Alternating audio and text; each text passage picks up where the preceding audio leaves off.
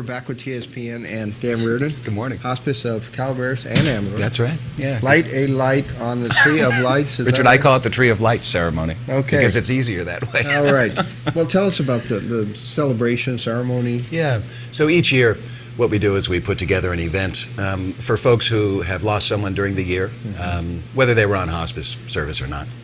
And it's just an opportunity for people to get together as a group, kind of to remember those folks. So we have a big. So it is a celebration in a sense. It is a of celebration, yeah, remembrance. yeah. And it's an opportunity for hospice. It's a little bit of a fundraiser. So we invite people to remember their loved one. You know, send $10 and we'll put a light on that tree. And we put the name on, boards and things like that. And people come up and it's nice. We have music. We have some food.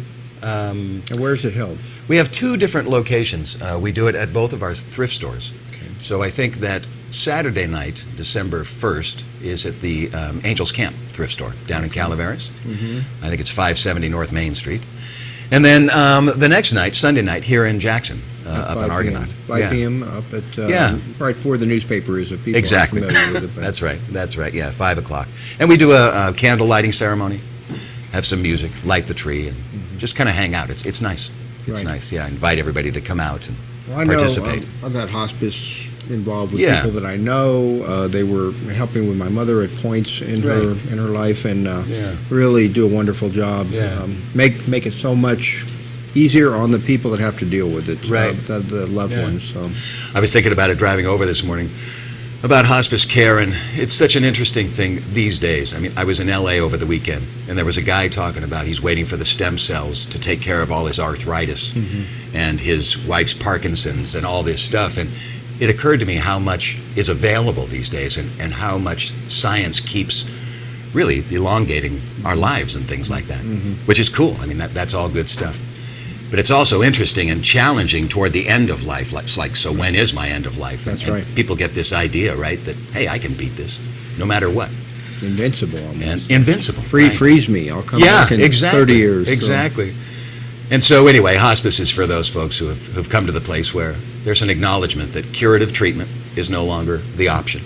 And so we come in and provide dignity at death and provide a way for people to be at home with their loved ones and really make the most out of that process. Yeah, So- it's hard when they make that decision too, but Yeah, it is. it's a personal decision, and they have Right. to do what's right for them. Right. So, It's interesting sometimes the dynamics between the caregivers, the family, and the patient. Oftentimes the patient is way ahead of everybody else. Right. It's like, you know what? It's my time. And everybody's, oh, no, honey, you can do this. Yeah. So, we try to go in there and just try to honor all of that, whatever's going on, and support the family and the patient.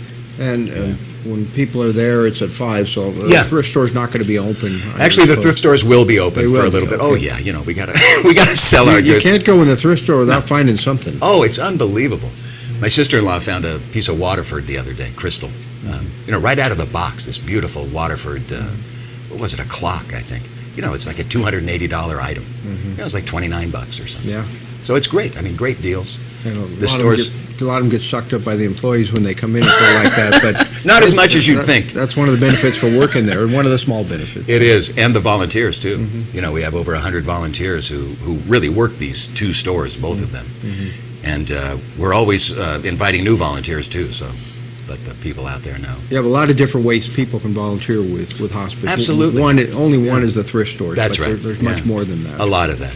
I got started as what's called a family support volunteer about 7 years ago, meeting with patients in their homes and supporting them and that kind of thing. And you get lots of training Yeah, before you ever step into that. absolutely. I went to training for, I think it was like a week or 3 days or something. Yeah. Learned a lot. Right. I learned a lot. It was very good.